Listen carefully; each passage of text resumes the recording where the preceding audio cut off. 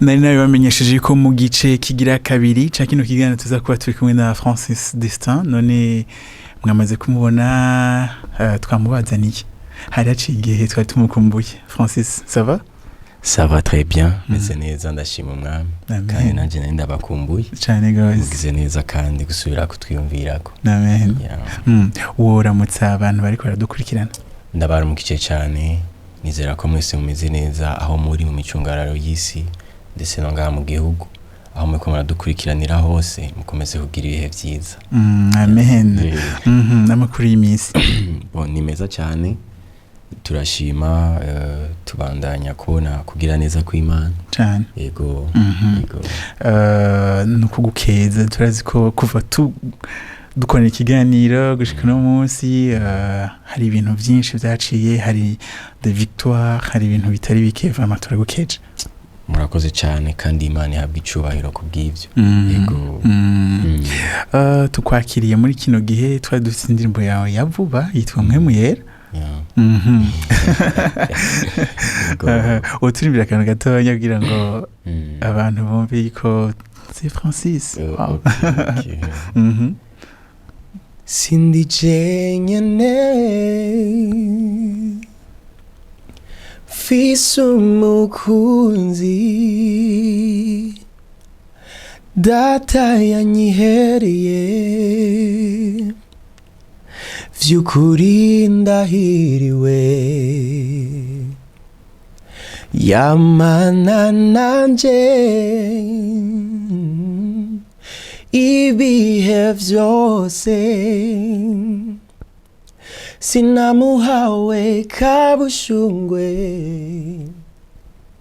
jewe turamana, niwe murongozi wanje, umufasha wanje, vyose vyanje, niwe buzima nahawe, kubaho kw'Imana muri je. Amen. Wow, umuntu ariko arumva uburemere bw'ayo majambo, wotubwira ukuntu iyo ndirimbo yaje, ukuntu wayanditse, l'histoire qui est derrière la chanson. Ok. Premièrement, jewe ndi umukunzi wa Mpwemu Yera. Ndi umukunzi wa Mpwemu Yera. Abantu benshi nibaza yuko twarakuriye mu mashengero, twakuze batwigisha iby'ijambo ry'Imana, ariko hari ahantu kumbure hari ubuce bumwe hatigeze higishwa neza ikintu kijanye na Mpwemu Yera. Kuko urabona neza yuko na Yesu agiye gusubira mu ijuru, yabwiye abigishwa biwe ngo vyobabera vyiza. Urumva umuntu nka Yesu, presence yiwe ngaha ku isi, ariko aravuga ngo vyobabera vyiza ko jewe ngenda, kuko ni ntagenda umwitsa ntazoza. Bisigura ngo even Jesus himself yarabona yuko ni vy'akamaro cyane ko we agenda kugira ngo Mpwemu Yera aze. Ati kubera iki? Kubera ko ico gihe abantu bakira n'abantu baba bahuye na Yesu. Yesu agiye Kapernaumu, abi Kapernaumu nibo bakira. Yesu agiye Yerusalemu, abi Yerusalemu nibo bakira. Abantu bari mu bindi bihugu none, bari mu yandi makontinent. Byasaba ko haboneka ukubaho kw'Imana kuri omnipresent. Byasaba ko haboneka Mpwemu Yera no kubaho kw'Imana hamwe na Yesu omnipresent. Navuga uno munsi ngaha kuri Heritage tukaba turi kumwe n'Imana, kandi no muri Amerika bakaba bari kumwe n'Imana biciye muri Mpwemu Yera. Kuko ijambo ry'Imana yatubwira ko ari nabwo bushobozi bwakuye Yesu mu bapfuye, Mpwemu Yera. Ijambo ry'Imana riratubwira ko no kugira ngo Yesu acike umwana mu nda ya Mariya byaciye kuri Mpwemu Yera. Donc muca mumva combien de fois uwo muntu ari très important. Rero abantu benshi bazi yuko Mpwemu Yera ari nk'umuriro, ari nk'ikintu cy'umuyaga, ari mugabo Mpwemu Yera n'umuntu, sa person, kandi twamuhawe nkuko Yesu yavuze ngo nanje nzosaba Data kugira ngo abahundi mwiza, hama nawe ngo azabane namwe ibihe bidashira. N'umuntu twahawe, it's a person twahawe kugira ngo tubane ibihe bidashira. Hari byinshi biri mu ijambo ry'Imana mpemu yera akora tuvuga ngaha kumbure kubera umwanya, ariko nibaza yuko umuntu wese yavuze ubwa kabiri, umuntu wese yakiriye Kristo akwiye kumenya yuko ko ari vyankenerwa cyane kubaho afise ubusabane n'uyu muntu yitwa mpemu yera, kuko niwe aturongora mu kumenya kose ivyo reka ndabivuge guca. Imana ni data. Hama Imana hari ivyo yadushiriye, hari ivyo yaduteguriye nga turi kuri heritage, hari ama heritage dufise mu Mana, sivyo? Hama ayo ma heritage twayaronse biciye muri Yesu Kristo, mu mwana wayo. Hama ayo ma heritage yose yaramaze kuba disponible, arahari ari quelque part. Mugabo nkuko tubizi no mu buzima busanzwe iyo umuvyeyi yagiye kwitaba Imana arahereza umuntu yitwa notaire icete canditsemwo iragi ry'abana, kugira jewe narabasigiye urupangu hariya, nawe naragusigiye uzotora ibi. Rero haba hakenewe uwo muntu kugira ngo aze gusomera ca cete abana basigaye, uravyumva, kugira ngo ababwire ati burya rero so wanyu ivyo yabahaye nibi, so wanyu ivyo yabahaye nibi. Rero natwe mwe mwira kuri twebwe ni vyankenerwa ko tuba tumufise, kuko niwe ni nka notaire wacu, azaratwibutsa atubwira ati rega mu Mana wowe niho rukwiye kubaho uko, ubuzima bwawe ngubu, umugabane wawe nguyu, heritage yawe nguyu ngiyi. Donc mwe mwira arakenewe nk'umurongozi, ko urazi ko n'ijambo ry'Imana rivuga kandi ngo abarongogo namwe mu w'Imana nibo bana b'Imana. Donc nshaka kuba witwa umwana w'Imana hama ngo nturongorwe namwe mu w'Imana. Yego nari kuvuga byinshi ariko kubera umwanya mpemu yera no muvuga bukaca bukira, kubera nahisemo kuba umukunzi cyane. Ngira abantu bagukurikirana kuri réseaux sociaux barabona kenshi yuko uravuga cyane kuri mpemu yera. Ego n'indirimbo nyinshi na mfise nanditse, ndetse n'izo nandikira abandi, kuko mu byo nsanzwe nkora ndafasha n'abandi baririmbyi nk'abandikira. Usanga hagwiriyemo cyane ikintu cy'urukundo rw'Imana na mpemu yera, ibintu nk'ivyo. Ndamatanye cyane cyane. Naciye uri kuravuga kuri mpemu yera, naciye mbona indirimbo ziri imbere, wavuze kuri papa, umwana na mpemu yera. Nari nateguye kubitondeka uko nyene, kandi ndategura kandi no gusosubira kubitondeka ikindi gihe, kuko hari indi ndirimbo nyene mfise ivuga ibijyanye na data. Nibaza ko nzoyisohora mu mwaka uza, nkacangira n'indi ivuga Yesu nyene, nkacangira n'indi ivuga mpemu yera. Donc nifuza binkundiye, nifuza kuzana bitondeka uko nyene. Hari imwe gusa izocamwo iyo ngomba gusohora vuba cyane. Rero nari nabitondetse ndabibona, papa, umwana, mpemu yera. Yego. Harimo révélation. Ariko nibaza ko ico kintu kiri clair ku bantu bose bamenye Imana. Utugarukane gato utubwire kuri Francis, mbiga watanguye urugendo rwa worship ryari? Urakoze cyane kuvuga worship, kuyo uvuga kuririmbana ariko hava mpera kera cyane, ariko ni vyiza cyane ko abantu bamenya ko worship biratandukanye no kuririmba. Igihe je natangura urugendo rwo guhimbaza hari muri 2000, hari mu ma 2016 gutyo 2015-2016. Ego nari mu ntara ya Karusi, niho nabitanguriye. Rero urwo rugendo ndarubandanya gushika no munsi, ariko indirimbo ya mbere nasohoye nayisohoye nko ma 2017-2018 gutyo. Ariko gutangura guhimbaza mu ma churches nyene as a worshiper nk'igikorwa, ubu nabifashe au sérieux, this is my ministry. Naritanguye muri 2015. Muri kino gihe Francis umaze gutangura n'ikindi giteramo wise Deeper in the river of worship. Ibwina mu ruzi rwo guhimbaza. Ego ndagitanguye vuba, cyatanguye muri 2021. 2021, menga ni 2021, ego 2022, 2023, voilà, 2021, kuko ubu tugeze muri edition ya 4. Ico ni gicapo nari mfise kuva kera ngitangura ivyo guhimbaza, ngitangura ivyo kuririmba nkiri muto. Narumva nifuza kenshi hari igihe twisanga dufise ingabire tugasanga Imana yaraduhezagije ingabire kanaka ariko jewe nkimara kubona ko mfise ingabire yo kuririmba navuze ese Imana yamfasha biciye muri uku kuririmba kwanje ahantu hose ngeze abantu baho bagacika bahimbaje abantu baho bagacika abantu badashobora kubaho batariko barahimbaza Imana abantu bakumva urukundo rw'Imana rugwiriye muri bo ico gituma nivyo nariko ndavuga vya mpwemu yera donc ahantu hose ngeze nkatembesha ugo ruzi abantu bakibira mu ruzi rwo guhimbaza ego ni kiracari cifuzo canje nubwo mumba ndiko ndabikora iracari indoto yanje ndacifuza kubibona biri ku rundi rugezo rwo hejuru cyane yeah. Wow. Francis Destin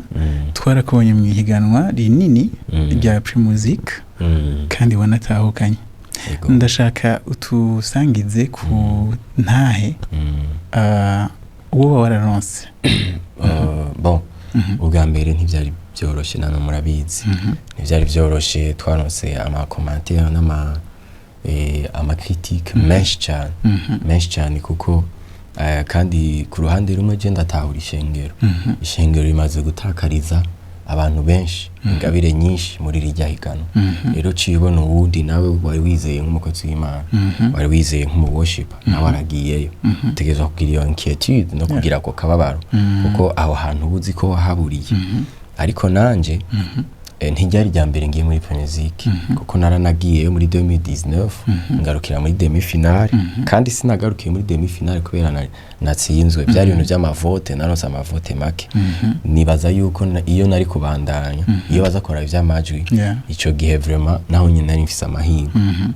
kuko no muri Braludi barababaye cyane baravuga ati ntaco tuzogira tuzogaruka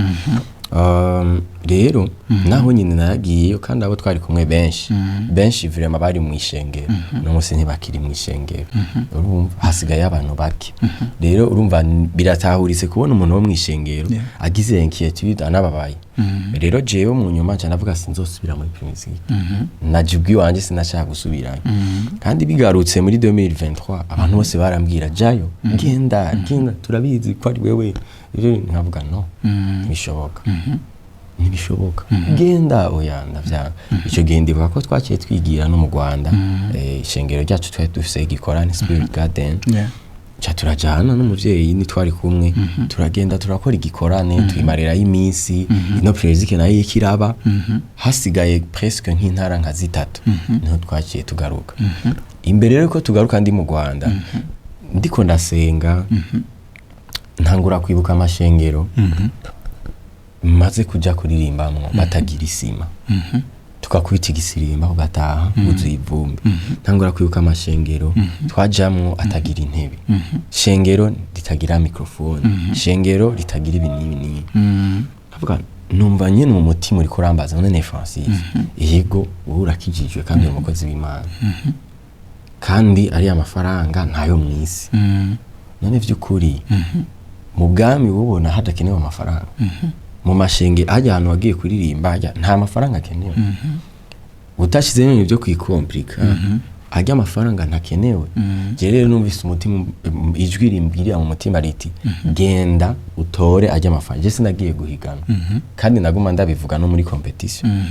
ndibuka nkitangura guhiganwa natoye nimero ya mbere nagiye guhigana ubwa mbere kuko naserukiye intara ya Bujumbura kwera ikarusi deja bari baharenze natoya agapapuro ka nimero 1 kuko nije natanguye kuja kugira cyanabaga ati murabona kano gapapuro tuzorinda dushika muri finale ikiharura ari kimwe kandi uko nyene nabivuze niko vyagenze je nshitse no muri Primusic nuko abantu batabivuga ugi ntahe nziza kenshi biragoye ko abantu bazidushingira je nkishika no muri bootcamp muri Primusic narinzi ico ndiko icyumba canje vraiment hari hubatswe igicaniro kabisa narasenga ko hari ibintu nyene ntovugira nga ariko ababibona barabibona hari ntahe nyinshi hari ivy'Imana yakoreye hari ya mu cyumba nararamwe hari bitangaza byinshi byakoreke hari abantu bizeye Imana biciye kukubaho kwanje hari abaronse ama promotion even mu ariko baradukurikirana muri Primusic nuko no munsi batarabivuga mugara abo twasengera bakaronka ama promotion haro twagirira donc je nariko ndakorera Imana hari hama missionary ko yari clair nari ngiye gutora amafaranga hama turakora nibaza rero ikindi cyaciye kiza rero guteza ingorane gose indirimbo naririmbye guhera muri demi finale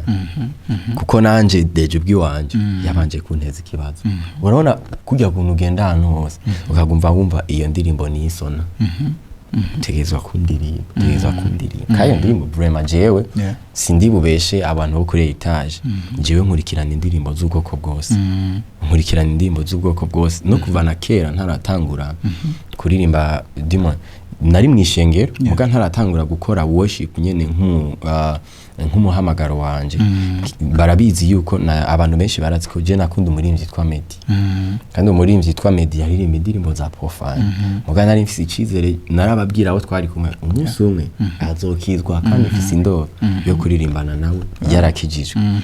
donc jewe rero no aho hanze iyo numvise akarimbo kameze neza karyoshe katari mu nyene ibintu bire exagérant je ndagakurikirana bona baririmbyi ba profane bo ngaha mu Burundi hari nabo mfasha nta kuntu ako kantu ari kukagira uko nta kuntu ari kugira benshi barabizi rero je sinilimita ngo urumva ngo oya essentiel nuko je mbanzi yuko umuhamagaro wanje ari uguhimbaza nta munsi muzokwigera nkubona nsohoye indirimbo ya profane ico nikibaho umuhamagaro wanje muzokwama munzi munahimbaza Imana rero iyo ndirimbo irasona muri jewe nciye mu botiko muri Primusique nkumva akiyakaririmbo wonci iruhande nkumva akari turagwana niyo ndirimbo man of God turagwana kugeza aho n'umunsi wa mbere wa repetition byaranse abakoci barambaza wabaye iki Francis indirimbo nari nateguye ya gospel biranga ko ndayiririmba umunsi wa mbere wa repetition sinakoze bacha bambwira genda uryame ko yamenga simeze neza kumbe mu mutima ndiko ndakwa man abantu bazombona gute abantu bazomvuga gute mu miryo joro wamenga naciye ndategurwa ashicamvyuka ndabagira ati eba je ndirimba ya ndirimbo nyine ndaririmba ya ndirimbo ndayitegura donc ivyabaye byose amakritike nta kintu nakimwe nigeze nishura ko nari namaze kuba ready mvuga ati nta kundi mission nahawe niyo kuza gutora amafaranga kandi iyo uje muri mission yo gutora amafaranga hariho principe zifatanye no gutora amafaranga avyumva kuko umuntu wese yaririmbye indirimbo ya gospel muri demi finale yaciye ataha kandi hari abaririmba neza urabizi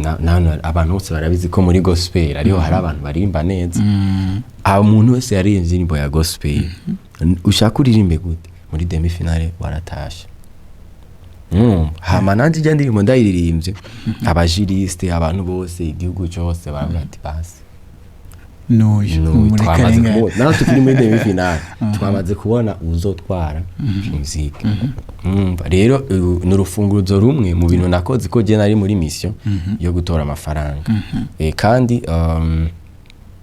vyukuri Imana yarabikoze amafaranga twarayironse kandi ivyo nari naranditse ndafise carnet ngendana ikiregistre kinini nari nakigendanye no mu gihugu cy'u Rwanda abo tugendana mpora ndabibereka naravyanditse ndandika amashengero mu mazina iri shengero nzogira iki iri shengero nzogira iki ndazi ko igihe kimwe abungere bazobivuga bakavuga ati Francis vraiment yarakoze iki kuko benshi nari narababwiye ati ntimuze mu bivuge nagenda no mwibanga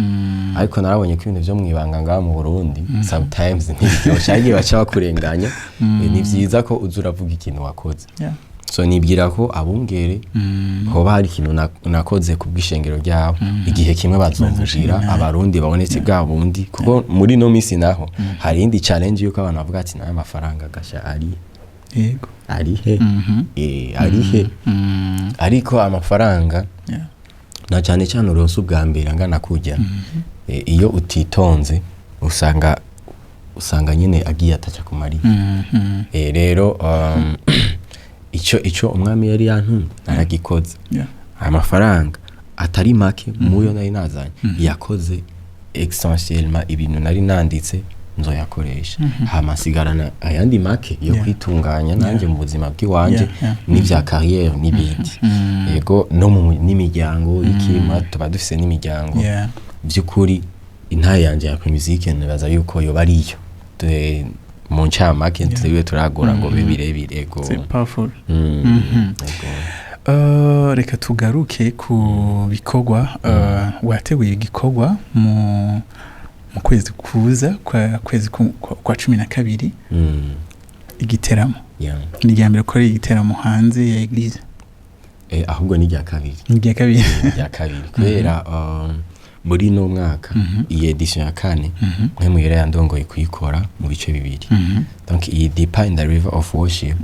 narayitiriye umugoroba wa Mpwemu Yera hama mugu umugoroba wa Mpwemu Yera ndongorwa kubikora muri parties zibiri imwe muri nord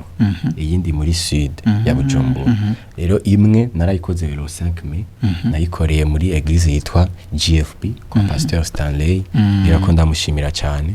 agira neza kudushigikira no kutwama hafi abaririmbyi arabikora cyane vraiment hama kandi rero iyindi rero partie ya kabiri ni nzokora le 8 décembre nkama nzoyikorera muri eglise ya Truth Revealed Church ego kwa Prophet Evrard Sinagai nawe nyene tugira ko tumushimira cyane bagira neza kudushigikira no kudufata mu mugongo ego biteguwe gute amasaha ego kubw'impamvu y'ikibazo cy'ama déplacement dufise nga mu Burundi abantu bose barakizi cyane cyane nga mu gisagara nahisemo ko ubutwo bikora kare twahora dutangura 16h tugakora ugasanga tugeze nko mu 20h30 21h 22h ariko bigera bigaheranye n'amasaha so rero ubu nateguye kubikora mu mwanya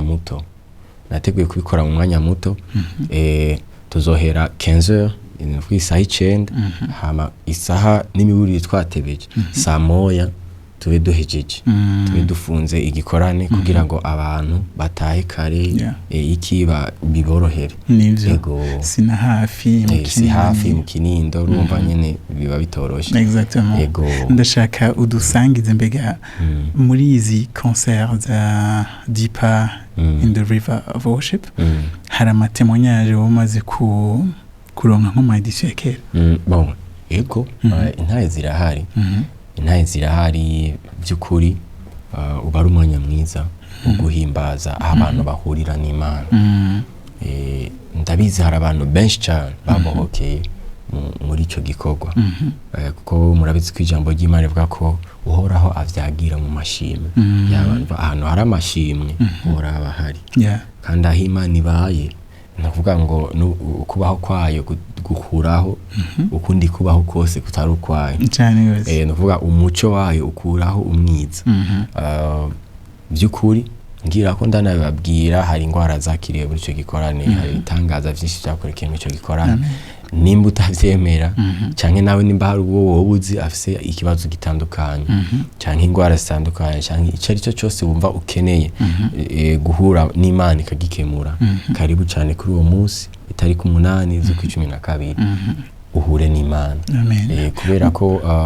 si ibintu bifatanye kuririmba kwacu ariko ni ibintu bifatanye n'Imana iri muri ico kibanza yego amen muzoba uri wenyine cyangwa uzoba uri kumwe n'abandi ba artiste muri iki gihe sinarongowe kandi gutumira abantu benshi nkuko nahora ndabikora iyo nk'iyo nakoreye muri Nord nayikoranye na worship team yaho ngaca nkorana n'umu worshiper umwe waho nayikoranye iyo yo muri GFP nayikoranye na Living Praise cyenda yikorana n'umu worshiper yitwa worshiper David Zoe my brother thank you so much hama kandi iyi nayo muri Sud novuga urumva nyene ca nkorana na Aletea Sound niyo ihari muri Truth Revealed hama kandi haro nundi mukozi w'Imana mugenzi wanje wowe twari kumwe no muri edition ya mbere ko edition ya mbere nayo nayikoreye mu Kinindo ico gihe nari nkisengera mu Kinindo nawe nyene yari kumwe nanje ko edition ya mbere nayikoranye na Pastor Livingstone hamwe na worshiper Billy Believe rero n'ubu kandi